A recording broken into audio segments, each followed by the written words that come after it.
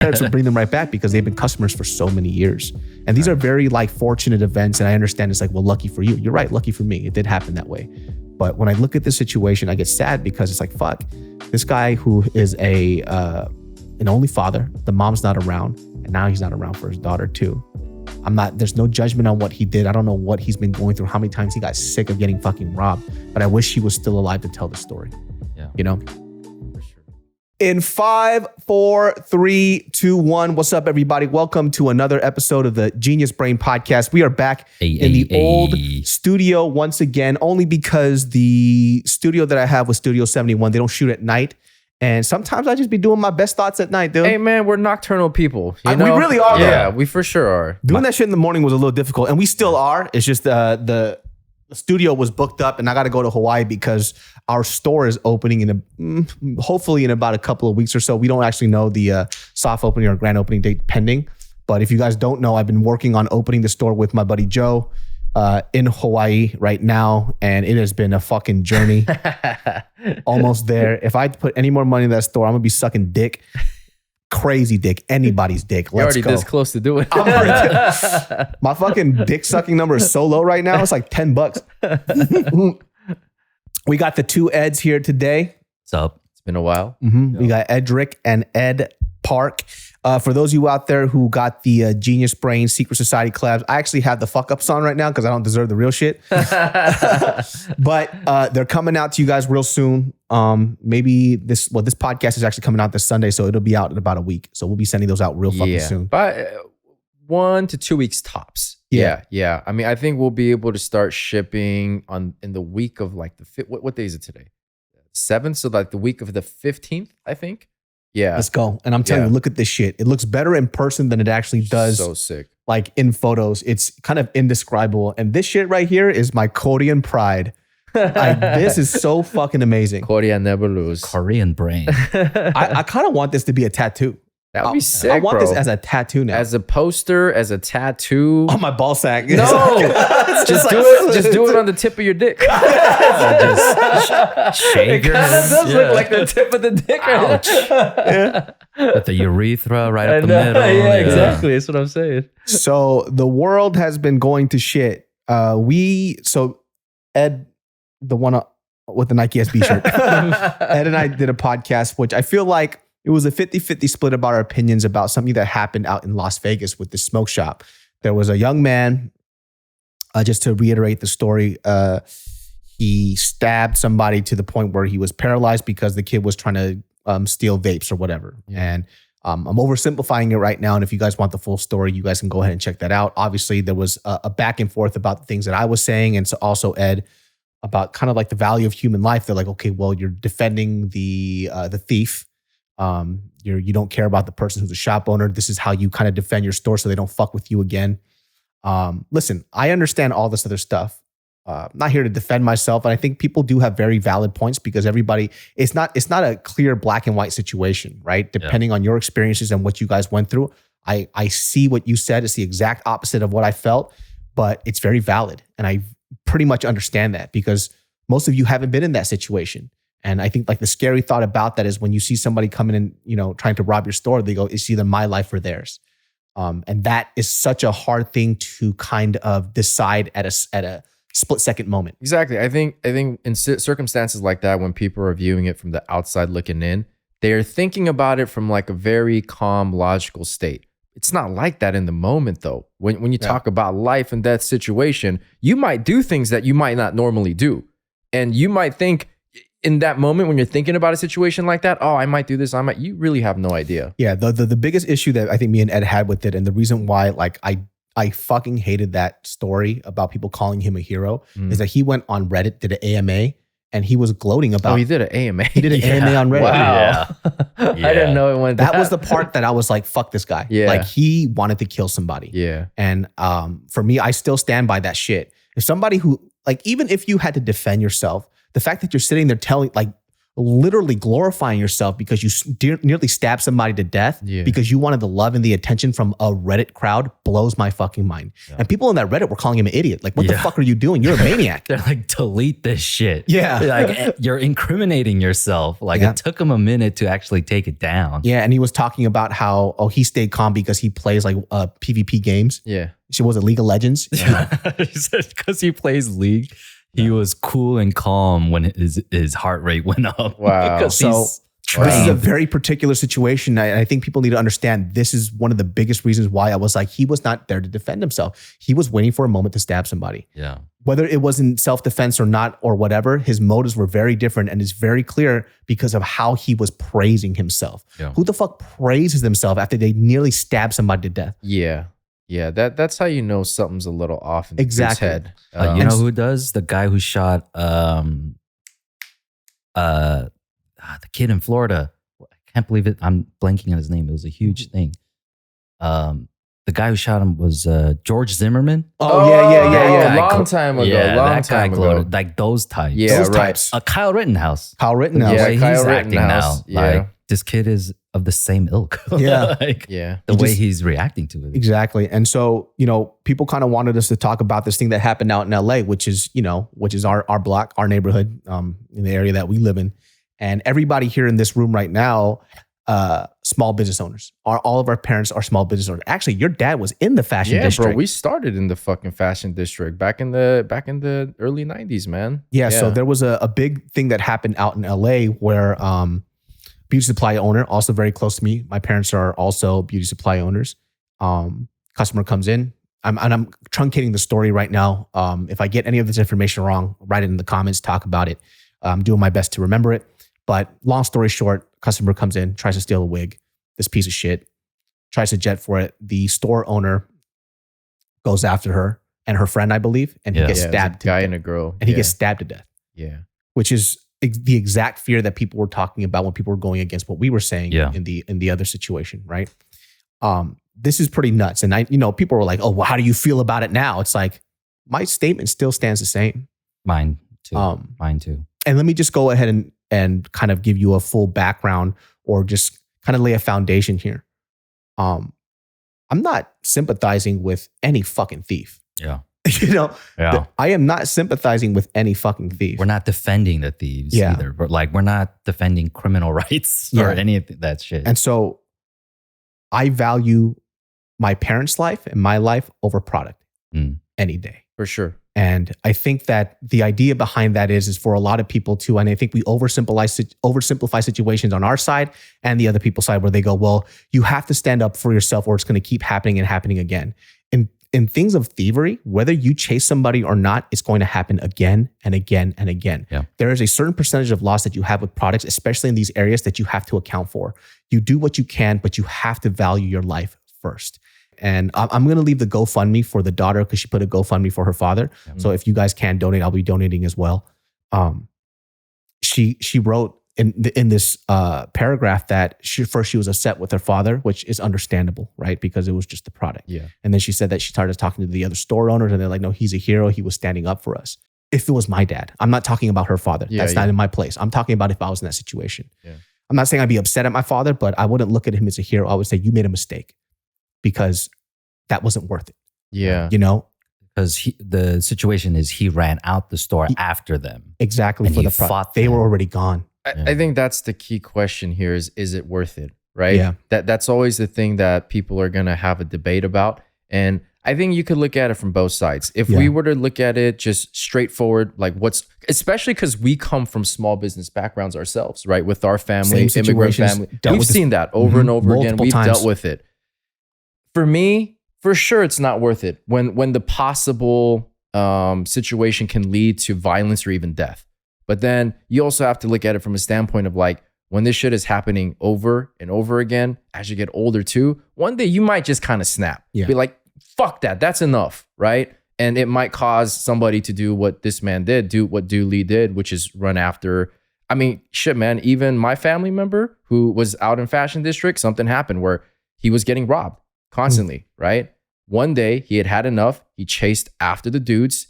He jumped onto their car because they got in their cars, grabbed onto the top of the roof, was riding, and they were speeding, and then they did a hard turn. He flew off. And then he landed on his feet. Did a somersault in the air and said, Fuck you. No, he got fucked up though. Yeah. He ended up in the hospital with luckily nothing life-threatening injuries, but yeah, with injuries, and he was bedridden for a while. And then you look at that thinking, is it worth it? I think a sensible person would say, no, it wasn't. But again, in that moment, maybe you're having a bad day too, right? Yeah. And you're just like, got sick of that shit. Yeah, like, fuck you. Today is the last time this is going to happen. Yeah. I'm going to stand up. That's why there's like no judgment on, For sure. on this person who lost his life, right? And even if he didn't lose his life, like, I think my opinion stands, like, I would rather have him live. And the idea behind this is too, and I do want people to understand this, is that if you read his daughter's statement, she actually wrote that he stopped people multiple. He had a broken arm, fractured this, got beat up this. He stood up for himself multiple, and it still happened. Yeah. Over and over and over again. And this is why I mean that is futile. Your life is way more important than these products. Do what you can to make sure it doesn't happen, whether it's security card or whatever, right? And also too, like, I understand too, you guys have, like, Los Angeles, I don't want to say the PD, but the law enforcement here has been trashed because there's nothing done to, like, really punish people who are fucking breaking the law, especially when it comes to thievery. Look at all these videos this past year since California, I think they had changed the law, right? Yeah. Where you can't chase after thieves if it's under $900 in product or some shit. So you keep seeing these videos from like CVS, these drugstores, these clothing stores at the mall. People just grab shit and walk out because the employees are told not to chase after them. And then you see why they're told not to, because of situations like what we're talking about right now, right? It's a weird thing to think about, right? And I think, like, when people DM me and they're saying, look how stupid you are, all this, I'm like, listen, you clearly didn't listen to that podcast. Yeah. And I get it. I understand why people feel that way. They listened, but they didn't hear you, if that's a good way to say it. You know what I'm saying? Yeah. They didn't really hear what we were trying to say in it. Because yeah, and I've definitely had the situation happen with my mom, and I didn't talk about this, right? People are like, well, it's lucky that you didn't have to deal with this shit. I was like, no, we did. But once again, so here's a quick story.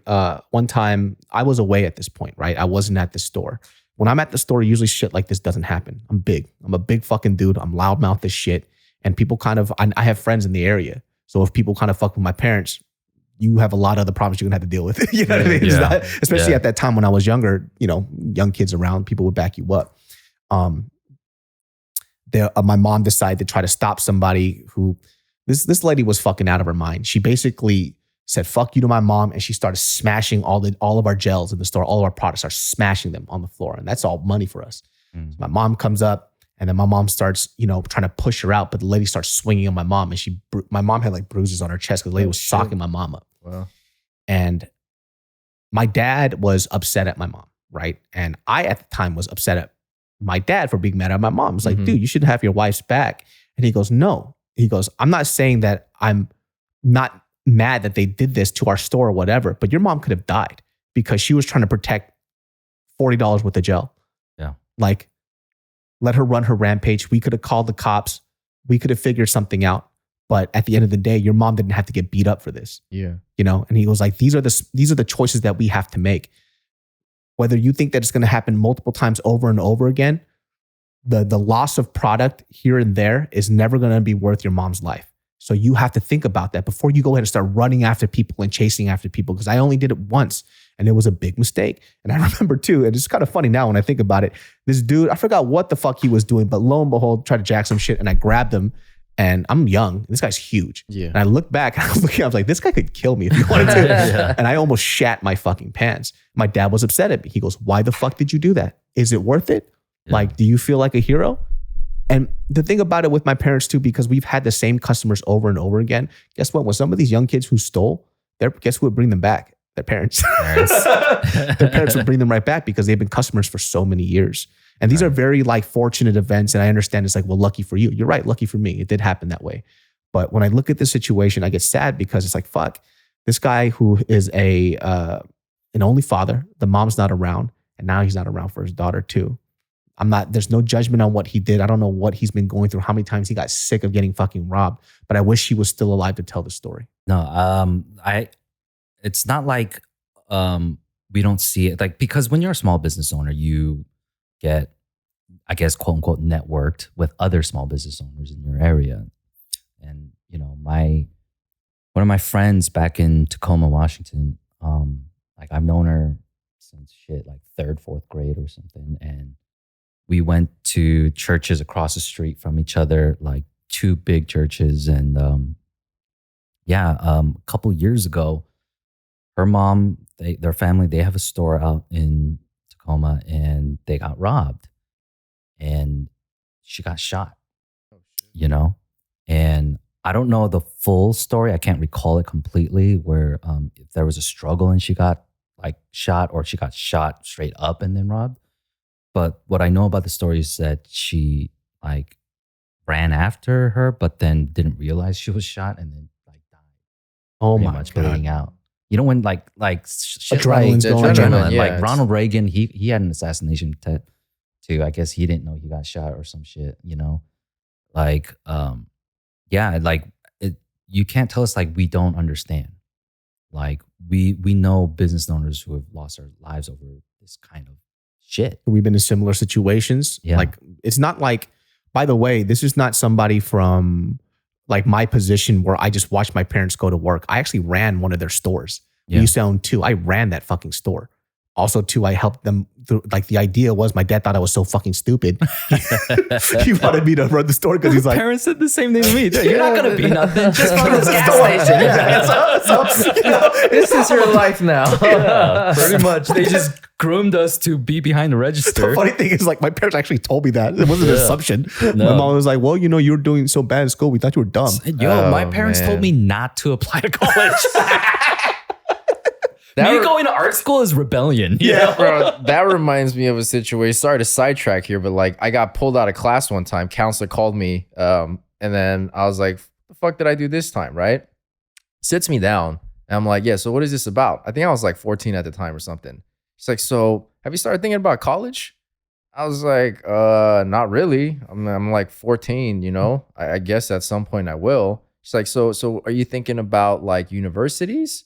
I was like, I guess. It's like, no, you should start thinking about junior college. I was like, yo, what the fuck? What is this? You pulled me out of class Oh to my God. assault me verbally right now? I swear to God, these counselors don't know shit sometimes, Yeah. man. Like when I was being bullied like motherfucker in high school, you know, all that racism and all Yeah, that yeah, shit. yeah. And like, I was like really just like up to here with that shit. So I went to the school office and then I was like, can I speak to the counselor? And then she pulled me into her office and I sat and I told her all the things that are happening to me. This person said this, everybody calls me that. This happened to me in the hallway and whatever. She goes, I'm so sorry that's happening to you, but I'm not that kind of counselor. Oh my God. she's what's that called? Like a Guidance counselor. to help you with your college applications. She's like, listen here, pussy. Just deal with it. What classes do you want to take? That's so like for me, I was like, fuck, no one's gonna help me. And then that's where I was just like, fuck it, I'm just gonna have to take care of myself Yeah. too. Well, I mean, that's what it always felt like when I was in elementary school. I used to get bullied a lot. And then I remember I would always retaliate, right? So I would always be in these fights. And they're like, both of you. I was like, no, one of us is not wrong here. Somebody Yeah. is fucking with me Yeah. constantly. But see, bringing these things up actually is a good kind of segue back into the conversation. Right, right. No, for real. Is like, yeah, you've had enough. Enough is enough. I'm fucking sick of it. I try to be, patient about it. I try to be peaceful about it. But now, it's just that right moment in the wrong time where you just have to act. Because the people in charge, the authority or the government or the school, Aren't doing shit. they're not doing shit. Yeah. Right. And so I got suspended from the bus for defending myself from Right. some fucking kid trying to bully me. Right. And I'm Korean and he's younger than me. I'm not going to fucking allow that shit to Yeah, happen. yeah, yeah. You know, I don't Yeah. care if you're white or not. It's like you're this little kid and you're trying to bully me on this bus.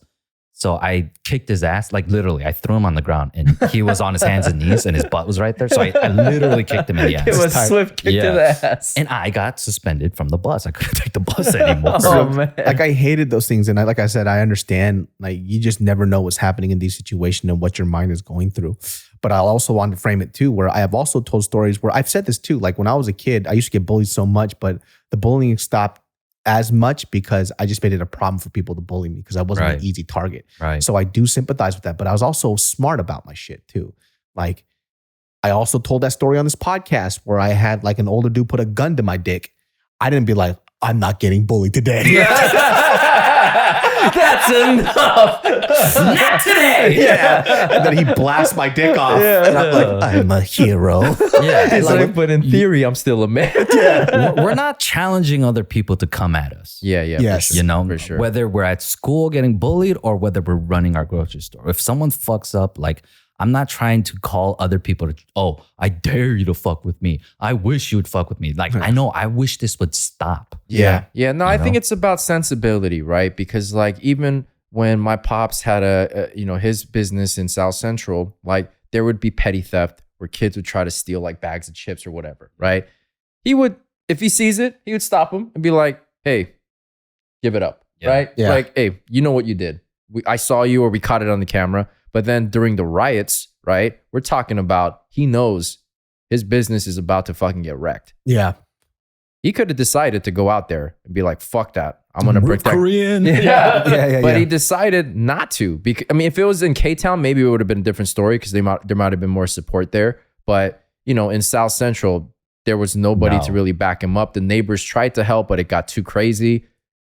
I think some people might have gone out and maybe lost their life over it or got seriously injured. But my pops is like, you know what? I got to take the L on this. If I go out there, I could seriously get hurt or even die. Is it worth it? And we're not talking about a couple, $40, a couple bags. We're talking about his livelihood. Yeah. What he worked for. If that shit gets ruined, he's pretty much starting from scratch again, right? Yeah. So, it's like time and place, but emotions get the best of people sometimes. Yeah, we're not trying to victim blame either, right? Yeah. Like what happened. Yeah. I'm not saying, oh, you should have never went after them, but then it is the truth. Like the core of what we're trying to get to is like, what are you in control of? Yeah. Right. When people need to take back control, like, is it through fear? Is it through force? Or are you having some foresight and looking into the value of your own life? Or do you want revenge? It's kind of trippy too. Like I don't, when we hear these like stories of tragedy happen constantly, we kind of get so desensitized to it. Even for me as a business owner, when I hear the story, like I'm not desensitized to it, but desensitized.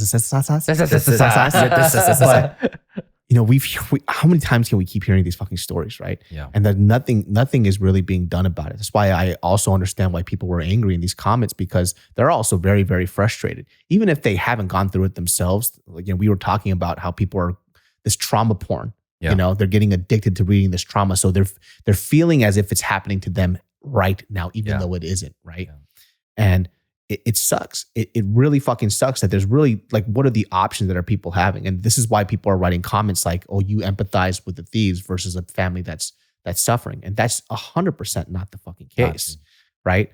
The point that I want to get across is that I'm always going to choose my life over this stuff. Yeah. Always. Because now this girl is going to, I don't know if she's married now or she will get married. She won't have her father there. These are the things that are important to me, right? Because those products can be replaced. And even though I'm not saying that I'm going to let somebody just walk into my store and steal things, right? There is going to be a point. Yeah, I am going to stand up, call the cops or whatever and try to figure this out. But the city has to do something about this shit. They can't keep on letting fucking thieves get away with this stuff. It's absolutely stupid. It's becoming like a lawless land. It's a huge structural issue within the government and, local, like city. And honestly, yes, the state too, because you hear all these stories happening up in North California, right? Northern Cal, yeah. Like a bunch of these stories keep coming out about shit that happens in San Francisco and Oakland and all that shit with like the same shit that happens here in LA. Yeah. and nothing gets done. And then on top of that, there's the homeless issue. On top of that, there's like zero trust in the police. Well, there's corruption also within LAPD. I think there was a story recently about an LAPD officer got killed, right? He got like beat up by a bunch of The cops act like gang members. It was like an initiation type of what thing. happened? Yeah, so it's something like the cop who lost his life was, I guess, not kind of repping their Repping the LAPD. LAPD. Yeah. He wasn't one of the boys, so to speak. He wasn't playing along, I guess, with what they were doing, whatever it may be. And I guess they tried to teach him a lesson about it, and he ended up getting killed. Dude, Wait, the cops killed him? Yeah. yeah, like I don't know what like the exact story for the reasoning why, but yeah, there was look that shit up. Yeah, That's I'll look fucking it up. crazy. I mean, it's kind of in line with that dude. I think this was in 2012, 2013. Who's that guy? Chris Carter or some shit? No, he's that football analyst. But he was Chris ex-LAPD. Tucker. Yeah, he was. Carter. Do you remember that? Where this cop went rogue and started killing all these people who were corrupt, like a judge or DA or and all that stuff. And he was going around killing people. And there was a huge manhunt for him, to the point where they like shot up this Toyota Tacoma full of 2 Mexican ladies because they thought it was him. They shot it with like 60 plus, 100 plus bullets. And then he was in a fucking cabin in Big Bear or some shit. Oh, this is the guy. Yeah. He's the one that wrote the manifesto. The bald dude, the bald black dude. Yeah. It's like the LAPD has a line and you better stick to that line or you're going to get fucked up. So the dude, the LAPD officer who was killed accidentally during training, he was investigating other officers who took part in a gang rape. And he was accidentally killed during training when he got into a scuffle. How come I didn't hear about this shit? Yeah, dude. Like, there's massive corruption. Dude, the corruption in LAPD's long stemming, decades. It's no mystery, but it always just kind of gets swept under the rug. And dude, there are things that we don't fucking know about in this world. Like, everybody thinks that the system is supposed to work for us and it's supposed to be flawless and perfect, and it's not that way at all. And we're finding this out. Obviously, the internet has its flaws, but the internet does something too. It's like an information highway where things just can't be denied at a certain point. I just heard the story from a buddy of mine where, look, I lived in Glendale, right? And if you guys know about Glendale in this area, there's these talks about there being like Armenian mafia and a long stem of it, right?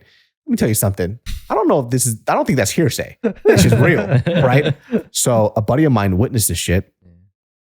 And listen, this is just what he saw, right? He doesn't know, but he lives in apartments there, and he saw this car collision. I'm paraphrasing this. I might be getting some of the details wrong, but car crash happens, and it's like this, fancy black car. This Armenian dude and a bunch of Armenian guys walk out. This other person, hey bro, hey bro, what the hell, bro? He starts fluffing his fucking chest hair. Yeah, exactly. You know what I mean? With the plunging V-neck. Yeah, he has a delicious bowl of fucking fluffy saffron rice, and he's eating it. Oh, Armenian fucking rice is money. But anyways, he comes out and he could kind of hear them arguing. The person who got hit by the guy in the Armenian car is fucking screaming at him, yelling at him. But he knows like, oh, this might be some fucked up shit. So cops come by to the scene. The Armenian dude that's all in black or whatever walks up to the cop, talks to him. They're laughing, shakes his hand, takes his car and just drives away from the scene. And the guy is like screaming, like, what the fuck? He goes, cop's like, I didn't see what happened. So, and the guy's like trying to figure out what the hell's going on. He goes, honestly, it looks like it's your fault. And he's hearing this like from, a distance because he lives in the apartment next to it. Yeah. And he's like, what the fuck is going on? Like, how come that guy just got to go in his car and leave? Yeah. And then the cops are just saying, didn't see what happened. So, there's shit that's going on in this world that we don't really fucking understand. No question about it. I don't know who that fluffy chest man is, but he's somebody. He's somebody to go ahead and walk up to a cop. They're laughing and smiling. He tells them to bounce. Yeah. Like nothing is wrong. And this guy who just got his car obliterated to pieces is just sitting there like, what the fuck is going on? Could have been an off-duty officer too, Maybe. Yeah. Could have been undercover. There's like, there's still secret societies. I mean, no pun intended. But like for real secret societies in a sense where like, whether it be organized crime or even like, you must die, Ed. Yeah. You exposed our secret. Yeah. How come Ed's not on a podcast anymore? People who just are connected to, and shit like, what's that shit? You know, you wear a ring or some shit, and Oh, a cop sees it, and they know not to fuck with you. Freemasons or whatever like that. I don't know it, dog. I mean, this is kind of a segue, but talk about like corrupt cops, dude. Did you guys watch the Jeffrey Dahmer thing? Not yet. I mean, I know enough about him. Here's the thing. Like, I know of Jeffrey Dahmer. I know that he's this crazy serial killer, right? Motherfucker. We all know about this guy's name, right? Because it was such a huge thing that happened. Yeah. And obviously not that long ago. Now, I didn't know anything about the details, right?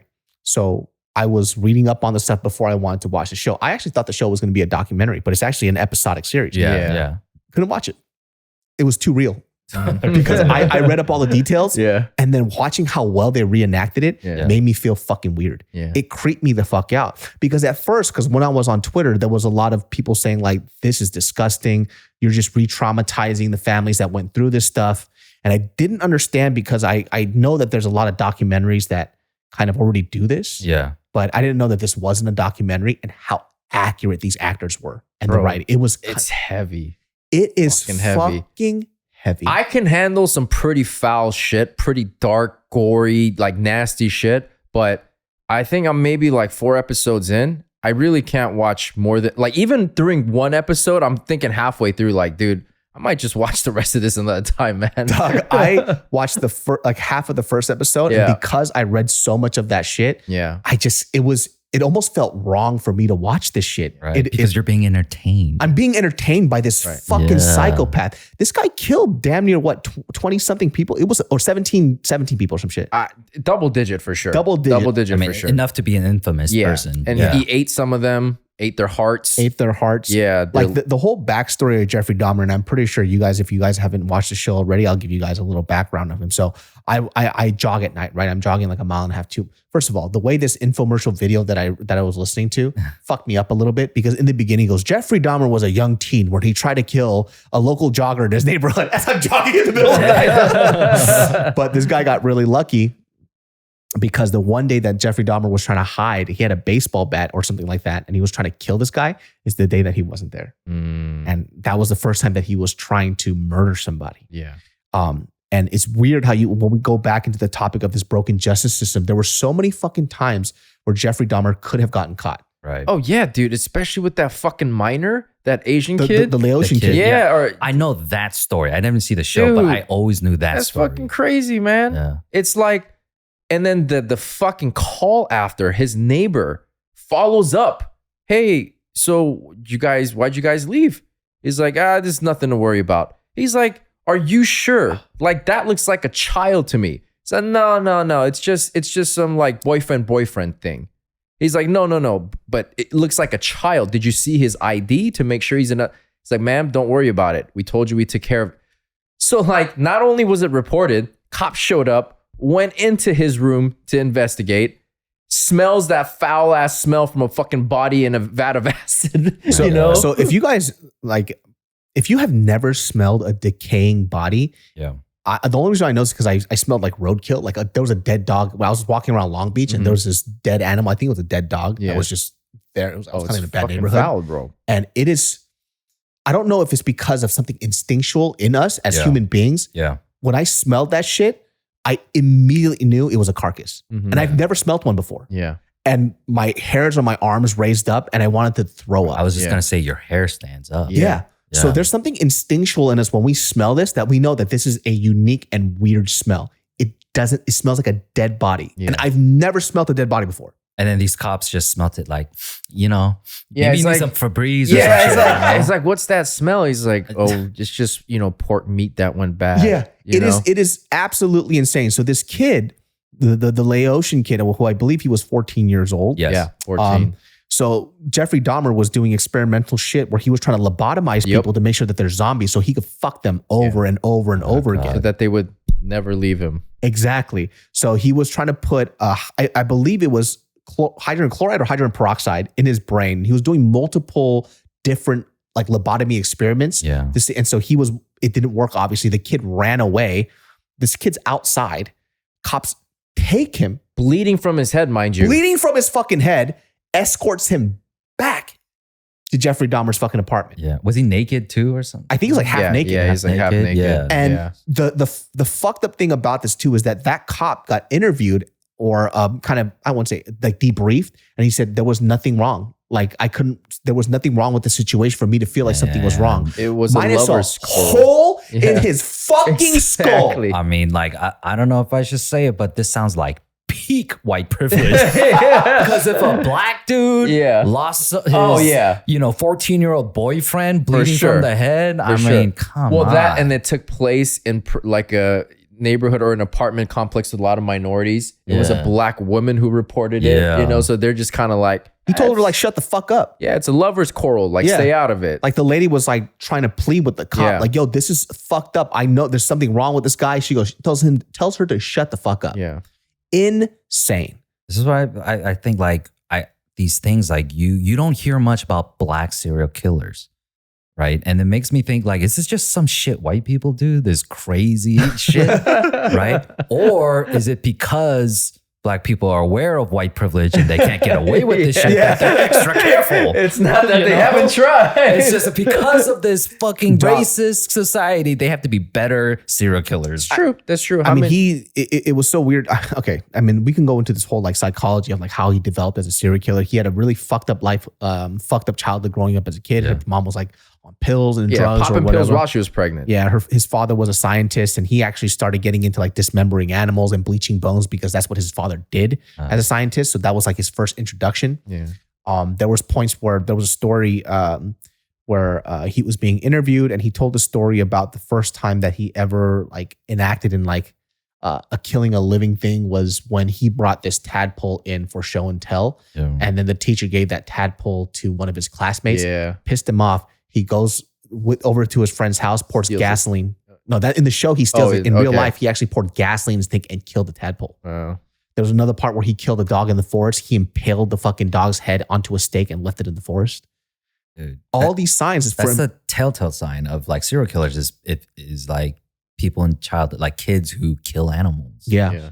So there was a point where he actually had a dead body in his car, and there was like, he already dismembered it in plastic bags, and a cop pulled him over and he goes, oh, what's back there? He goes, dead bodies. They laugh, and then he just drives away. Oh my God. How fucking nuts is that shit, dude? The Jeffrey Dahmer thing blew my fucking mind. That's why I couldn't watch the show. I understand why family members who have gone through this would be so against this thing, because it creeped me out, and I'm on the periphery, right? I'm just watching it for quote unquote entertainment. It's too real for me to watch. Like, and look, we see some fucked up shit. One of my favorite movies is Old Boy. Yeah. Right. Yeah. you know, though, props to the actor, because you know who that guy is, the kid? He's the dude who played Quicksilver in X-Men. Right. Oh, really? Right. That's him. Yeah. God, he looks exactly like him. Yeah. And apparently he's also an American Horror Story too, right?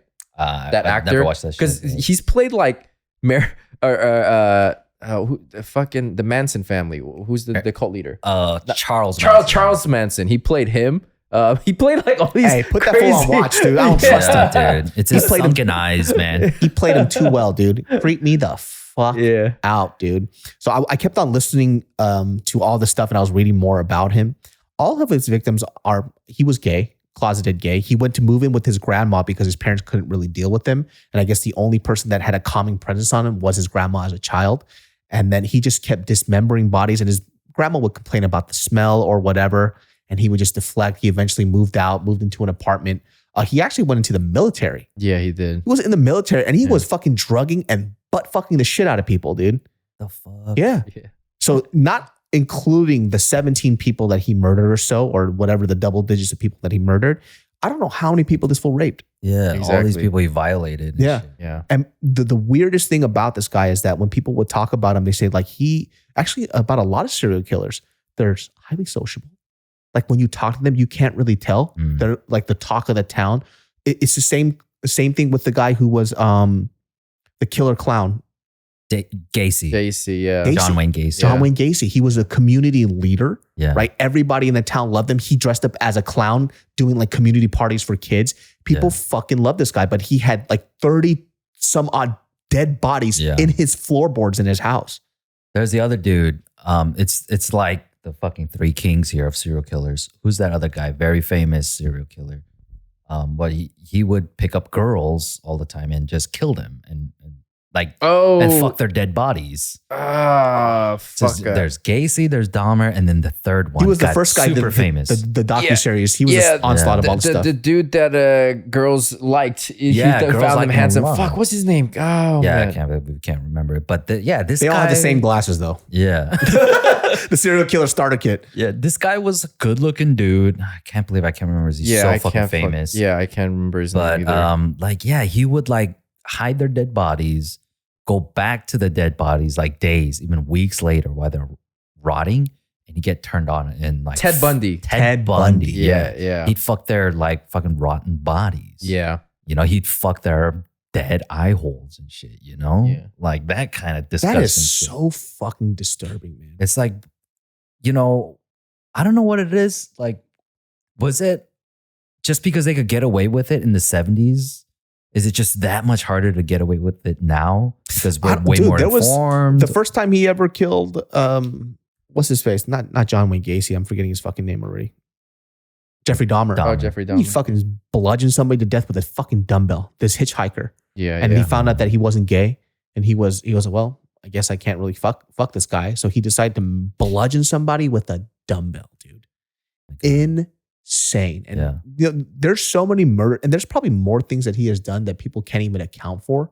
Even though he confessed to all the stuff. The best, if you guys don't know, he actually died in jail because he was serving 5 or 6 consecutive life sentences, right? And there was another guy who was a murderer that fucking killed him in the showers in prison. Oh, really? It was a black guy. Yeah.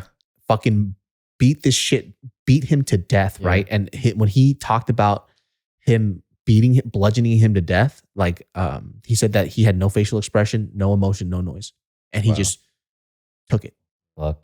The guy is a fucking psychopath.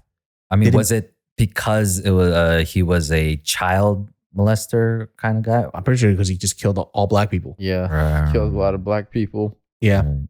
And it's just a creepy motherfucker in general, right? During this time, homophobia was probably fucking rampant. Yeah. Racism fucking rampant. So they didn't care about these people's lives, no matter how many times they reported about it. And that was the huge thing that was going on. There were protests about it. It was all over the newspapers about how this was a clear sign of racism, how much the fucking law enforcement was super biased. They just didn't care about these marginalized people. They did not fucking care. Yeah. I wasn't there at the time, obviously, but I can clearly see that because that's still an issue today. Obviously not to that extent, but how infuriating is that? How fucking infuriating. It took almost a high double-digit amount of these people to die to be okay. And it took a guy to run out butt naked and jump on top of a cop car to be maybe something's wrong here. Right. Yeah. Right. And the travesty of it all is that it could have been stopped multiple times. Yeah. Before it got anywhere near. I mean, even one death is one too many. But yeah, it could have been stopped so many times. And the fact that, and most likely because he's white, he was able to get by and get a pass for even as creepy as that motherfucker looks and talks. He was able to still get a pass. Dude, when I was reading up about John Wayne, I do this thing where I go into rabbit holes. John Wayne Gacy, I was like, this fucking nut job, dude. Yeah. It was the most amount of murders a serial killer has ever done in the United States or some shit like that. Yeah. And they were all under the floorboards. And this guy had absolutely no remorse. So because he actually got the death sentence, but it took about 15 years for him to get it because he kept on doing these plea deals until it ran out. And I think his last meal was a bucket of KFC and a few other things. But before he passed away, I think he said, fuck you. Or go to hell. Yeah. So he had absolutely no remorse. He wanted to kill these people. Yeah. And he killed fucking everybody. I read a story about his first murder, and it was with a teenage boy, right? Gacey, I believe. Or was it Dahmer?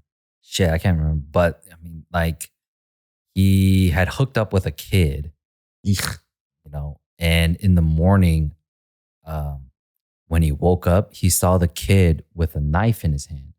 So he went over and beat the shit out of him and took the knife and killed him instead, the kid, right? And then what he actually realized was that kid made breakfast for him. And he had the knife because he made a pie or some shit. I don't know. And he was trying to come in the room and say, hey, I made breakfast. But he saw a knife and just attacked him and killed him. And that's where he was like, I like this shit, like killing. And he That's how he found out. Huh? And then he went ahead and kept like fucking other people and killing them. Wow. You know? That's what awakened his monster inside of him. Yeah. And this fool just ate breakfast after. He probably did. Probably finished his food. Yeah, man. Before even dealing with the body, he's probably like, well, I can't let that go to waste. Yeah. You know? It's kind of insane. Like I didn't realize how many. Like I never really wanted to look into serial killers, right? Because I actually used to listen to this podcast called Sword and Bone or Sword and Scale. Have you heard of this? So Sword and Scale is actually a podcast about serial killers, and multiple like crimes and cases. And I used to listen to shit because my brother got me into it, and it was kind of interesting at first. And the last one that I listened to cut me off of the podcast forever because it I don't know if it made me sad per se, but it fucking fucked with me a little bit. Yeah. So there was this guy and he was talking about I'm not if he was a serial killer or a serial rapist or whatever the fuck he was, right? But basically he raped his daughter. This daughter, and the way he was talking made me angry and also made me disgusted. So the person that's interviewing the serial killer or whatever after they get caught, he was basically saying, he was talking about what he would do to his daughter. And he was saying that, oh yeah, so my daughter, even if she didn't have to go to the bathroom, I would make her go to the bathroom and I would watch her pee. And she was not allowed to leave that room until she had to take a piss. If not, I would beat the fuck out of her. And I was like, I can't listen to this shit, man. Yeah. And he would talk about it as if it was a dumb question being asked to him. Yeah, no, I mean, some of those guys talk about it very matter of fact. And that's another thing to point out. Why are they all men too? Yeah, what the fuck? Do you know of any female serial There killers? probably is, but they're all men. Yeah, they don't get the media attention. Yeah, like maybe, the guys or maybe do. it's not as gruesome or ever as bad. Yeah. They just tie men up and nag them. Yeah, because for hours. there's No, I'm just another kidding. famous one of the Goddamn. most famous serial killers, Ed Kemper, right? Who decapitated his mom and skull fucked her decapitated head. And they asked, why did you do it? He said, because she used to always nag and I just wanted her to shut the fuck up. Jesus Oh my God, Christ. dude. These Dude. fucking sociopaths. Yeah. Like psycho. Well, you also know about Patton Oswalt's wife who passed away. She was trying to find a serial killer based out of Sacramento, What? my hometown. Oh, So this is like back in the day where Sacramento was a farm town, right? So it's just a small town. Everybody knows everybody. And there was I can't remember the serial killer's name. If you know in the comments. Zodiac killer? Oh, I think it was the Zodiac Yeah, killer. because he was killing out in the Bay, like Vallejo. And, It is the Zodiac killer. So he got caught only not that long ago. No, he No, never he got never caught. got caught. Oh, yeah, really? Then it's probably somebody else. It's probably somebody Okay. else. Yeah. So he got caught, right? In his old age. Yeah. And so my buddy that I know personally in Sacramento told me, he goes, I actually know him. I was like, how? I was like, he was like, I know his kids because his kids went to my high school. But even their kids knew that his dad was a little off. They just didn't know what the fuck why he was so weird. But he was this notorious fucking serial killer that never got caught. He just got really, really old. Yeah. But their dad was always fucking weird, always a little off. But he told me like they knew about him in the community. He was like this weird dude. But he would go around like murdering and raping people. Yeah. So one of the like famous stories that people say is that he would break into these homes, he would have a gun, and he would rape the wives of these husbands, and he would place a bunch of plates onto the husbands as they're laying down. And he goes, if I hear those plates fucking move, I'm not only going to rape your wife, I'm going to murder her, I'm going to murder you. So they would have to watch their wives get raped. My God. This is fucking nuts. And this is like a famous dude like in the Bay Area, in the Sacramento area. Yeah. And I think he only got caught recently. And he was just a part of the community. Nobody fucking knew. Had a wife, had like a few kids. And my friend went to school with their kids. Crazy. How nuts is that shit, dude? Blows my mind. That's why we need state-sponsored fucking counseling and therapy, man. Like, I mean, and that's the thing. Maybe we're not hearing because there were so many of these serial killers. We hear about them, and they're from the 70s or the 80s or some shit. It seems like something happened, like whether it's the internet, like in the 90s, but then they just kind of stop coming about, like as terrible as you're describing it. Right. You know, that shit like seems to have gone away. But, you know, back to where we are, like I had originally talked about the state of our society today. Like, I heard that there was a new serial killer coming around, like in California, or not. God damn it. Really? I forget if it was California, but then it was in the news that, Uh-huh. like, because we don't hear about serial killers in modern day. Yeah, anymore. yeah. It seems to be a phenomenon of the past. That's where true. there was no telecommunications, I guess, or there wasn't the amount of law enforcement, but something about the past like made it so like open for these serial killers to just do their thing. Yeah. Bro, I get, and I don't know if this is, obviously I haven't seen any statistics or numbers for this shit, but just us talking about it, like, how scary is it to be a fucking woman, dude? Like, how fucking scary is this shit? I know. Like, even when I think about Mariel traveling, sometimes I get worried. I'm like, Yeah. I always tell, like, listen, keep your fucking wits about you. Don't be fucking going to bars and having your drinks open. I don't trust any of these fucking for men. sure. You have to have your guards up as a woman. Just to be careful, and it sucks. Yeah, it it's fucking sucks, terrible, man. It's terrible that women need to have a system in place when they're going out on a date. Like, hey, I'm gonna be texting you where we're at. Yeah, you know what I mean? Like, I've never done that as a dude on a date before. I never think twice about covering my drink. Dude, Yeah. let me tell you Like, something. if someone's I'm 200 pounds. Somebody takes my butt. Hey, you deserve it, dude. You earned that. You earned that. After I wake up with my butt sore, I'm like, fucking make him a gold medal and put it over his neck. Jeez. And, you earned that pleasure hole, my It's like, friend. dude, how did you turn me around? Like, dead weight? I'm pretty heavy, bro. He's like, what you think I live for? Feels all buff as shit. He deadlifts me. Oh I my guess it's God. like a power and control thing, right? Oh yeah, The for same sure. reason why like we see a lot of assaults happening out there. Like, it seems to be a big person who just fucks with somebody smaller than them because they can, Yeah. right? And like at this point, our society is in tune to know that that shit's wrong.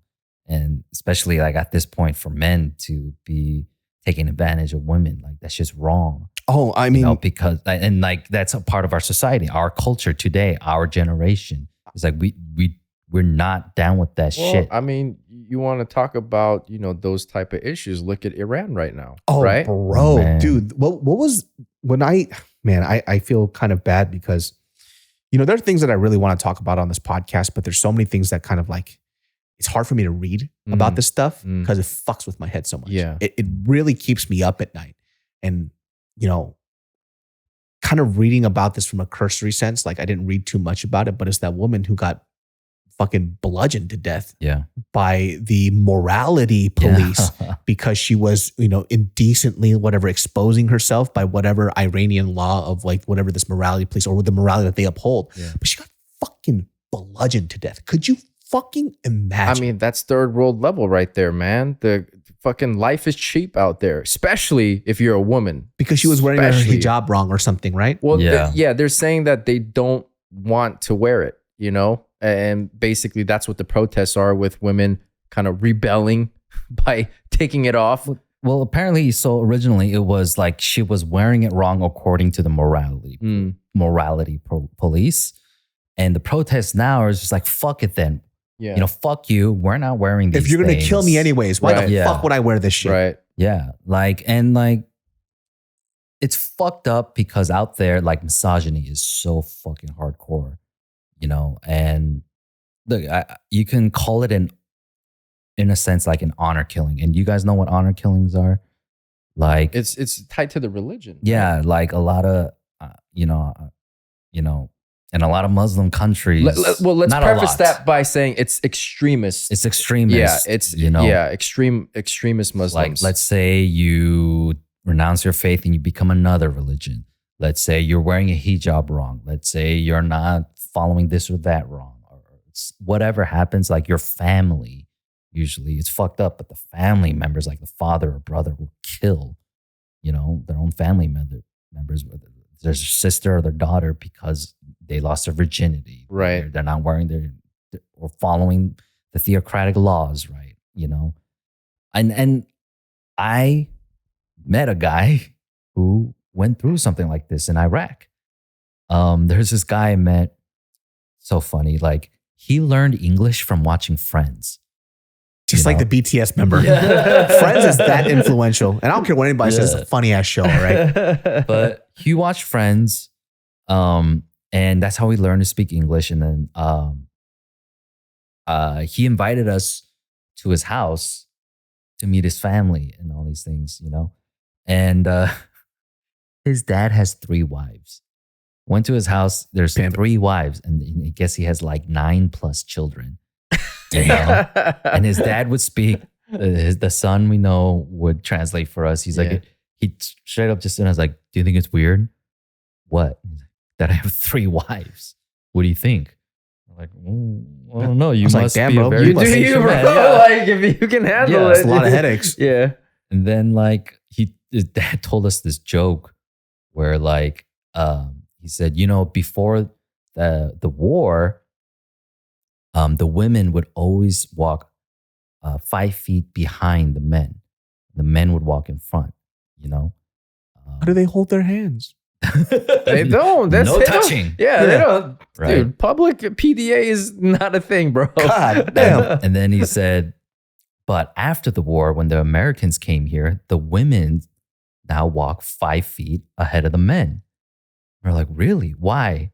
And he says, so they can check for landmines. Oh my God. So I'm like, Ed, get the fuck out of here, dude. Are you for reals right now? I mean, it was a joke. He was telling us a joke. But there's some truth. There's some a little bit of truth to it, you know? And you're just quiet. Yeah. He goes, I'm kidding halfway. So we were talking to the dude we originally met, the guy who learned English through Friends, and just getting to know him.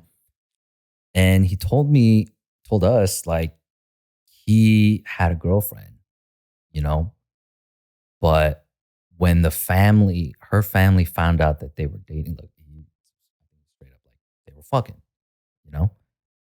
And I think when the family found out that she had lost her virginity, they beat the shit out of him. He told me about how he was in the hospital for weeks, fucked him up so bad, you know. And to a degree, I can understand that part, but the other half is like, what happened to your girlfriend? He was instantly like, I could see the PTSD that she was Honor killed. Yeah. There was a story out in the UK where something like this happened. It was father found out that the daughter was having relations with somebody. I don't know if that person was Muslim or not, but either way, having a relationship outside of marriage. He fucking honor killed his daughter in the UK and in Europe. You guys can look that up. I think we did a JK News on it. And it was like, in his mind, he goes, I had to. This is a part of my religion, you know? And in order to save her, he had to fucking honor kill her. And he just, I think I remember actually reading about that. Jesus, man, it's almost like if he hadn't done that, then his entire family would be dishonored. Right.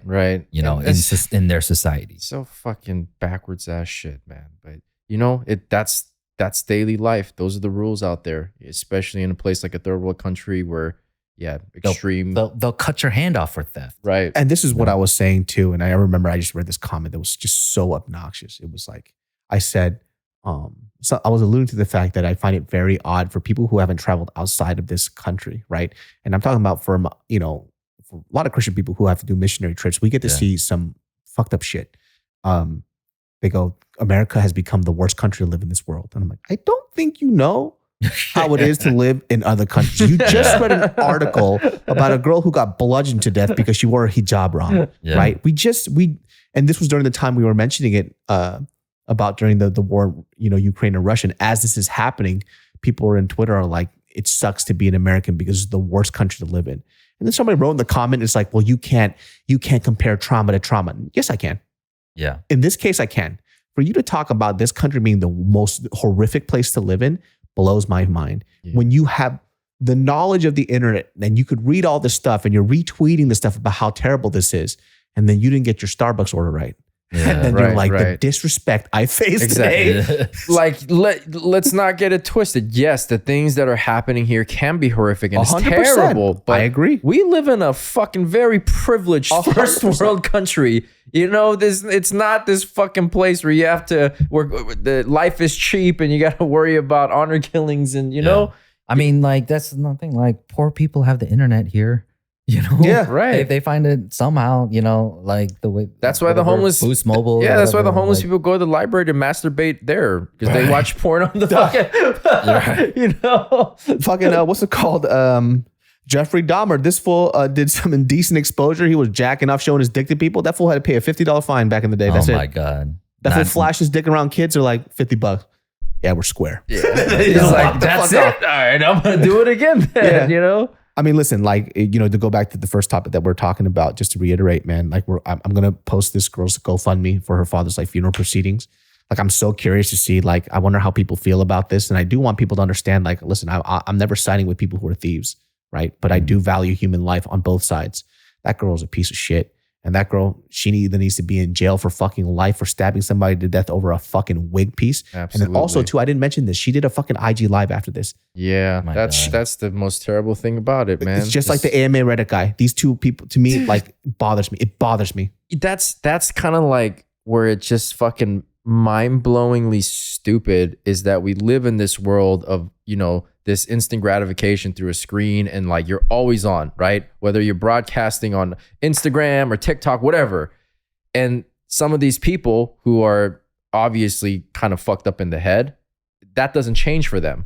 Their heinous actions still are broadcasted on there because that's just what life is now. You're just like putting evidence into the crime. They don't think about it like that though. They just think about it from a standpoint of, oh, this just happened. So exactly. I gotta tell people about this. Don't fuck with me kind of bullshit. But it's like, dude, you how stupid. Bitch made cunt bag, man. You have any idea like how, like, this is a guy who was an immigrant, right? Comes to this country, opens up his own business, and to fucking get stabbed to death by this piece of shit over a fucking wig, dude. Blows my mind. I know, man. I know, but it's blows my fucking mind. I couldn't imagine if somebody did that to my father. I know. That's what I was telling Ed like earlier. I was like, dude, I can't even imagine what I would do if that was my, because like while I was watching the clip of kind of the altercation that happened before the stabbing, I was just seeing my dad. Yeah. And I was like, my blood started to fucking boil inside. Yeah. I'm not going to lie. When I see something like that, what I'm thinking, my initial thinking is, kill him. Yeah, exactly. I have murderous intent. Well, that's part of a lot of the opposition we had from the last podcast we did. Yeah. It's because people do see that and it does make their blood boil. Yeah. And it gives them a conviction to do something, like to take up action. Yeah. But like, I'll reiterate this again. Like, is it for the sake of humanity or really you just want revenge? Revenge, exactly. Are you acting in fear? Or are you trying to make this place, you know, a better place to live in? Because it's not like I don't feel that too. Yeah. Like I, you know, I think like it's easy for me to say, I wish I could, if that happened to my father, I would find that girl and I would fucking stab her to death. Bro, but feeling just like it you did to my father. Yeah, feeling it is one thing. I'm saying I felt that. Now, would I actually act on it as a grown, mature man? No, I wouldn't, right? Or I would have to use every fucking ounce of restraint in my body to prevent myself from doing it. But I would think of the repercussions. Right. That's the core word. You think about it. Yeah. You think about it. Yeah. So much of the bullshit that we see is because people aren't thinking about it. And I want to be better than that, you know? And here's the hard part too. And I think that I had an issue with people celebrating the death. Yeah. I can't celebrate with you on that type of stuff. I can't celebrate the fact that this kid got stabbed and he's paralyzed. I'm not doing any of that shit. I'm looking at the tragedy. I got disturbed by people cheering this person on like he's a fucking hero. Yeah. That's my problem. Yeah. Right? So we're not here talking hypotheticals either. What shoulda, woulda, coulda happened. We're talking about what happened. Yeah, what actually happened. What happened. You know, because a lot of the comments I read too, well, what if, but you know, this could have. It's like, no, but that's not what happened. Yeah. We don't need to talk about the what ifs. Just look at how it there's video evidence. Yeah. It's not even described. You can watch what happened. Watch it. I know. And you know, I know it's a weird thing, but it's like, and then people will twist your words constantly. It doesn't really matter. They go, so you're saying you would be, why are you mentioning, you know, Bart getting stabbed to death and dying? I was like, I'm talking about your logic. Like things have to be dealt with blood, right? And so despite all the stuff, the transformation this man has changed, he's become all the good that he has done in his community, what he's done for him, right? His redemption arc or whatever the fuck it is. By your fucking logic, because he was this affiliated gang member, whoever he hung out with, was when he dies, you should all celebrate and say he deserved his death. Because of his past. Because of his past. And we're seeing that as a problem now in our social lives, cancel culture. Yeah. You know, and now it's stepping up to a point where we're actually seeing people being killed and the people celebrating it. Yeah. It's fucking wild. And so when I cry over the fact over my brother's dead body, are you guys going to say to me, well, look at you defending this fucking piece of shit? Right. You know what I mean? Well, you know, in 2004, this guy did this. This guy said that. So it's like that, but that's not what happened today. But the thing is, it's easy to pass judgment when you're doing it on the other side of a screen and it doesn't involve anybody you know. Yeah. You know what I mean? It's so easy to do, but it's like, yeah, well, imagine you in your shoes having to pay for your mistakes that you made when you were younger, when you were stupid, and you're not that person anymore. But somehow, some way, it comes to light today. You got to pay for it now. Yeah, you got to pay for it either through getting canceled and or getting, assaulted or, God forbid, even getting killed for it. Then what? Yeah. Right? Then your reaction to it and your thoughts on it completely changed. Like, well, but there's a lot of buts now. Yeah. Your butts weren't that for this though. I want to tell people, man, and my point being is that it's not as easy as everybody's making it sound, right? I'm talking about the spectrum and how complicated this stuff is. These issues are never black and white. There's this weird gray metal in between, right? Where I have to believe in, like, for me and maybe my sanity, and I could be wrong in this case, and this is probably what people hate about me, is like, I want to believe in the good of people and humanity and the ability to change, right? I don't think it's my place to take somebody's life away, right? And it's hard because I've been in those situations where, yeah, if I had to, if somebody came into this room right now barging in and I had my gun and I'm thinking like this guy's trying to rob us and kill us, yeah, I'd probably be in that situation. I'd probably kill that guy, right? Because I'm going to value my life and my friend's life first. So yeah, I might, even in this case, it might seem a little hypocritical, but I guess my point is like, number one, I didn't like people celebrating that kid as a fucking hero, right? And I value my life over products is mainly the points that I was saying, right? And these situations are not black and white. It's complicated. It's nuanced. It's loaded, man. It's loaded with a lot of shit. I mean, some people might be able to relate more based on personal experience, and some people are just looking at it on very surface level. And again, they're passing judgment behind the screen, behind the keyboard. That's what I call vicarious PTSD. Yeah. There you The go. fact that you saw a video clip, it didn't happen to you, but you empathize very hard because that person looks like you. Yeah. And it's fine to have empathy. It's completely fine to have empathy. But the moment you cross that line into passing judgment of being like, this person is an absolute whatever because of this, that's where I think you're alluding to the fact that it can be gray area. Yeah. Right. Like I said, I just felt really sickened.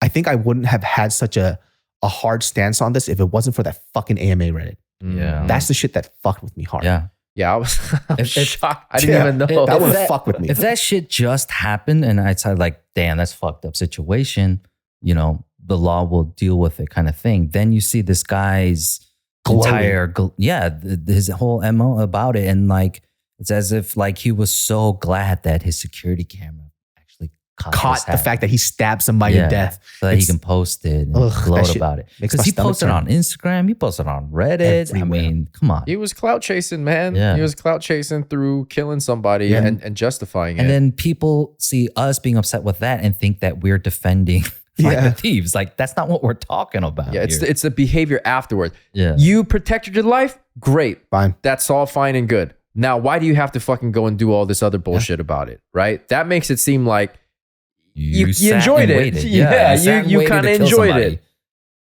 It's fucking wild. Yeah, man. Well, I'm curious to see what you guys say in the comments. Once again, the GoFundMe is going to be in this description box below. Please donate if you can to this tragedy that happened. I'm curious to see what you guys think about this. Like I said, I'm all over the place. Let's predict the comments. I already know. I already know what the comments are. David, you're a hypocrite because the last one you said, blah, blah, blah, Yeah, blah, well, blah. it's cool, man. Suck my dick. So, Secret Society Fall line is coming out, man. You You guys see on my Instagram stories, I'm posting up what we did. Man, this fall drop's gonna be insane, man. Like like I said, like this isn't a merch brand. This is a fucking full-on clothing line, man. And we're after all these big heads, the ones that fucking charge you $300 for a hoodie or whatever. We do what they do 10 times fucking better and a way better cost that you get this same or if not better quality. I'm dead serious about this shit, man. Like this is like one of our biggest passion projects that we kept for 5-6 years now. Yeah. I mean, at some points it would have made more sense to just call it quits, you know? Yeah. But kept going at it, survived, endured. Now we're now we're thriving. You know, before we end this, you're gonna show you guys what's up, because on the video side, if you get to see this, man. Now, mind you guys, these are just the samples. These aren't the finished production pieces here, but this is our brand new color. This is the mauve color. Amazing. Our first long sleeve tee. This is a custom knit fabric. So yeah, we custom made this. Very soft hand feel. We got the rubber vinyl cutout right here, right?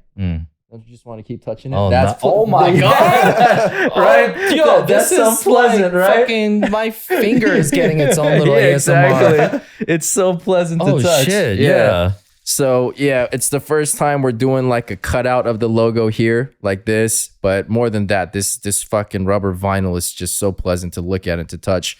And again, first long sleeve tee. We got the secondary hit right here on the back with the numbers. Yeah, this shit is beautiful, dude. Yeah, it's a work of beauty right here, and I'm not even just saying that. Crew neck. Okay, this is the crew neck here. And for those of y'all listening, just trust me, okay? Just trust me. It feels nice, all right? Same kind of thing. Yeah, very soft hand feel. Heavyweight, same. Yeah, Damn, oversized. This feels nice. If I was wearing this, I'd be just touching my chest all day. Exactly. We got the side slip pockets on this that you guys are familiar with from the vintage shoes collection. It's the crew neck, and then same thing with the number hits on the back.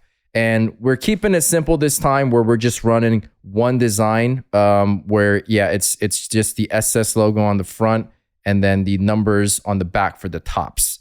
Dude, the quality, the feel of this is amazing. And look, I'm not shitting on anybody's stuff who put their stuff out there. Like, listen, we different. Yeah. Look, we just keep trying to elevate with each new collection that we put out there, because, you know, we've had the good fortune, especially from you guys. Thank you guys for your support. For reals. Yeah, we've been growing and we've been doing relatively well considering where we were less than a year ago, right? Even a year ago. I mean, shit, you guys got to understand, we resurrected this shit from the dead less than a year ago. Yeah. We relaunched. I look at it as a restart, almost starting from scratch, November of last year. Pandemic butt fucked us. Yeah. And so it hasn't even been a year since we came back. Although I'm not gonna lie, it felt like 10 years for me in this time. But yeah, we just keep trying to step it up with each new collection that we drop. And look, even our production guy was like, hey man, you gotta raise your prices. Like you guys are crazy selling this at the prices you guys are selling it at. He's like, bro, these are easily $200-$300 hoodies and like crew necks. Like, what are you guys doing? And look, we try to give you value across the board. That's what we're always going to try to do. And look, there are going to be times where we're going to have to raise our price points, because you guys know costs are going up across the board, inflation, all of that shit. Costs are always rising as much as possible. Right. Like, but we're trying to still keep it very competitive relative to the market and the type of quality you would get out there for a price that's far, like 2-3 times, 4 times our cost. And we're really trying to compete with that. So, and this is not lip service too. Like, if you guys are into fashion and you've had, like, you know, I know people who rock very, very expensive brands, and those people who have bought our shit, they go like, yo, this is like similar, if not better shit. The best validation that we can get is when we get messages and emails like, you know, I would never spend X amount on a tee or a hoodie or whatever, but after getting your guys' stuff, I see it's worth every single dollar. Yeah. And that's, you know, that's the point too, right? Yeah. You're not just, it's hard to describe. It's like, I don't know how many times you guys have ever bought shit just because of the name and the clout that you got from it, but you got a shit fucking product. And that happens so much in this fashion industry. Yeah. It happens all the time. And listen, like, I've definitely been that, you know, little hype beast asshole that bought a couple of pieces. And then I remember like my biggest moment that I had was when I went to Japan and I was in the fashion district. I went to a specific streetwear brand and the original tags from the blanks that they got wasn't taken off on it. Yeah. And it was the shittiest blank ever. And the shirt was $140. Yeah. And I was willing to buy that because I wanted the hype. And then when I saw this, I was like, hold on a second. This shirt cost $1 at a flea market. And they slapped on their logo and they were charging $140 for it. And I was willing to buy it. And they do it because they can. Because there's thousands, tens of thousands of people like you who would gladly buy that shit because of the hype surrounding it. And look, man, I hope one day we can get to a point where we are a recognized, name, household name from a brand standpoint. But more than that, like our core thing is always trying to pay attention to the details and just offer great value across the board. I just want people to walk out and then just have somebody stop them and be like, where'd you get that sweater? Yeah. And again, when we hear about stuff like that, it's before we go, I'll tell you a quick story. Megan King, right? She told me a story recently about her meeting an aunt and a Nuna, right? She's like an older sister to me because of a secret society hat. And it turns out like one of them was wearing the hats like, hey, that's my friend's brand. It's like, wait, so-and-so? And then it all connected them. And I was like, that's so fucking tight. I was like, why didn't my aunt or my Nuna tell me about this shit? Why are you the only one telling me about this? That's amazing, man. That's, when I hear stuff like that, that's another thing that's really important to the brand aspect from like community, creating community through it. I always, wanted the idea of like, like in Fight Club where kind of the marks on their faces is the unspoken understanding that they're a part of this club, right? This the burn mark on their hand, exactly. That kiss. too. I can't wait till this shit is going to be like, I'm going to manifest it. I've been reading about all these motherfuckers talking about this shit. I can't wait till this is like in everybody's fucking closet. Yeah. Like we redesigned the sweats too, a little more modern, contemporary. And this is our turquoise. I fucking love this color, dude. Yeah. This is amazing. Dope-ass color. So these are two of our newer colors that we're going to have 5 colors for this set in total, along with 2 new pants and I believe 4 new sweaters, knit sweaters. We're going to have we got a bunch of fucking... if you guys fucking loved our first launch with our crop pants. Yeah, the Chico pants. This is the pants version 2.0. So version 2.0 is coming out in 2 colorways. We kind of tapered it a little bit more. So that's kind of what we're going for with this whole collection is we just want a little bit more contemporary tapered look. Now, a lot of the tops are oversized, but I think there's this common misconception. Let's clear that up too. When people hear oversized, they just think like a triple XL fit. No, that's not what it means. The length of this, like for example, a long sleeve tee, it can fit right, but maybe it's baggier here, or maybe it's baggier in the torso and the length is like more. So that can also be an oversized fit. But when people, I think, who don't really know too much about like fashion and these terms, they hear oversized, they just think, oh, it's gonna fit like a double XL on me. No. You could fit your normal size, but maybe it's just a little baggier fit, more boxier fit, So you'll see this a lot with a lot of brands where, I've definitely bought a few shirts where they're like, oh, this is an oversized tee. And it's literally just a larger size misnamed. Right. And I'm like, this is not an oversized tee. The cut isn't made to be oversized. Exactly. The sleeve length on the shirt is wrong. The way that it fits down and the way that it drapes on your body is not oversized. It's just a bigger size t-shirt. Right. There is a huge difference. Yeah. And so this is kind of like the stuff that's why I say like, I didn't want to do merch because I wanted to do stuff like this, right? Because selling merch is a lot easier than building a clothing line. For sure.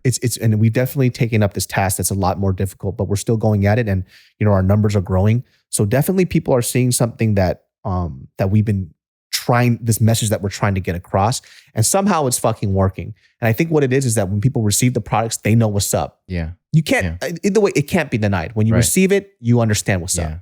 Yeah. And look, again, that's what we're trying to hit. We're trying to hit all those points, right? Of just like quality product, relatively affordable prices, looks dope, feels dope, all of that. And luckily, people have recognized that when they get the stuff. And again, we're just trying to keep building on that idea with each new collection. And at some point, I mean, there's so many things that, we want to do with the brand and to just like explore other things within it. but we're getting there little by little, you know, little by little. So be excited for the fall line. It's going to drop. We got accessories now. We got socks that are coming out. Fucking rocking. Oh, yeah. them. We're rocking it right here. So we're going to have. Not me. Yeah. Put my feet down. We're going to have the white one and the black one, just classic SS logo. And It's the so feel clean. of these socks are so nice too. It's so soft. And look, guys, I don't just say this shit because I'm part of the brand. All right. Like, All right, let me feel this. Yeah, feel that. Oh, shit. It's Okay, actually all nice, right? Yeah. It's comfortable. It's not, because look, I'm always thinking about it from a standpoint of like, what if I was the one buying this? I was the one spending money on this. How would I feel about it? And from that standpoint, I always feel like we're delivering on what we're talking about and what we're promising. And yeah, we're super excited about this fall winter collection coming up. Today is what, October 7th. Mhm. So we're aiming towards hopefully by the end of this month to early November, around the same time that the last fall winter. So it's like kind of now our full circle moment, like that full year, And, right? And you got to understand too, when you talk about a small ass team, People often think that we're much bigger than we We're actually small, are. It's bro. like, bro, this is It's not me, easy. Etrick, and our designer Remy. Well, we have 3 or 4 partners in total, and then Yeah. the warehouse team, Yeah, right? and So that's really about it. yeah, so we don't have a big team here, guys. Yeah, And it's a big lofty dream, man, and it's really hard to kind of like, how do we offer something that people don't have, right? And I think that's the difficult part about building a brand. Is innovation is always providing something that people didn't know that they needed, and this is what I think Secret Society is trying to fill. We're trying to fill that hole right now. yeah, It's a really interesting space. Like if anybody fucks with that brand, John Elliott, right? I mean, their shit is pricey. I like their shit. I just can't. super expensive. Dog, I saw one of their like shorts that I wanted to cop, right? I was Yeah. like, damn, that shit's, it was this floor print, like sublimated, like jersey short. Yeah. That's tight. Get that shit. $200. I was like, Yeah. hey, man. Yeah, that's gonna hurt. That's good for basketball Yeah, shorts. I was that. like, hey, you fucking, all right. Yeah, yeah. I was like, Jesus. But you know, kind of going back to just real quick about the costing too, is that you guys got to understand, like, a good chunk of our stuff is domestic production, and so Yeah. costs here are much higher than overseas production. And for the most part, we want to try to keep things here and do it domestically here in LA to support small businesses as well. We're not fast fashion either. So Yeah, I think what people have to understand too, it's like, I don't fucking hate fast fashion. There are times where I get fast fashion shit all the time. it serves a purpose. But I understand Yeah. that I got 3 washes on that shit. And then after that, that shit is going to look different. Yeah. And it's going to feel different. And I understand that there's a reason why I'm paying for $20, $15 shorts, because I know for a fact that it's not going to fit that great. I know for a fact that it's not going to wash well. It's not going to keep well. And it's going to be fucked. And I understand that shit. That's why I pay for it. But I get what I pay for. Yeah, Right? yeah. Every Secret Society piece I still have now. And it's still holding up. And I'm hoping that the feeling that people have when they get our stuff is they got more than what they paid for. Yes. That's what I really want them to feel. And it feels like there have been people who have felt that way. And that's, again, validation, right? Oh, You just feel 100%. like they get it, they understand what we're trying to do. And it feels amazing to know that we're succeeding in what we're trying to do. It's hard Yeah. doing a clothing line, y'all, but Yeah. you guys have been supporting us and it kind of kept us alive. So we really, really, really appreciate it, especially with the Genius Brain collab. Like I said, man, that was this shit fucking amazing. Like it's very seldom that you ever get to see like a CAD version of a shirt and then the thing in person looks 10 times better than it did in the fucking photo. And this is what this is. Like, this shit came out so amazing. So you have to understand that when we decided to pull the stuff that we got because it didn't work out well was because it didn't come up to our standards and quality. Mhm. Like I said in the stories, like people were messaging me like, just send it out. We're just there to support you. It doesn't matter because Yeah. I cannot send you bullshit. Absolutely not. You spent good money on this shit. You're going to get what you paid for. Exactly. 100%. 100%. I refuse. Yeah. Just because, this is like a capsule collection item that's a collaboration piece with like Genius Brain Secret Society, it doesn't mean that we're going to skimp on it and just do whatever's easy. No. It's still the part of the brand. It still exists in that world. It's our integrity too. Exactly. So you got to make sure that, again, when you guys get this, we want you to feel the same way of, fuck, I'm getting more than I paid for. Like, I really love every dollar that I spent on this. This shit makes me so proud to be Korean. Yeah. Right? Well, I feel like this design really transcended just the Korean shit because we had a lot of non-Korean people who, I mean, look at it. Just It's aesthetically, fucking how can you beautiful, say man. it's not dope? Like if you saw that from across the room, you'd look at it, would catch your attention for damn sure. Dude, the fucking raised, the raised design specifically. This, I think that's the thing that I love the most. Yeah, for sure. Like that textured 3D design on it. It gives kind of like the brain, feeling, right? The like the vintage color palette for the tancheong design, which you don't see a lot of people do the modern version where it's super bright. Yeah. But like this is a part of that temple history. The color palette is very important. You have no fucking idea how hard it was for this guy to get this color right. It was so damn we had to do a lot of trial and error process with it because it wasn't easy. Especially because there's so many colors, so many fine lines, and there's multiple layers to it. So, yo, shout out to the homie who by the way, we work with a very specific guy that does all of our stuff. Yeah. Yo, shout out to this guy because who else would have fucking done this? Right. This difficult ass project. Yeah.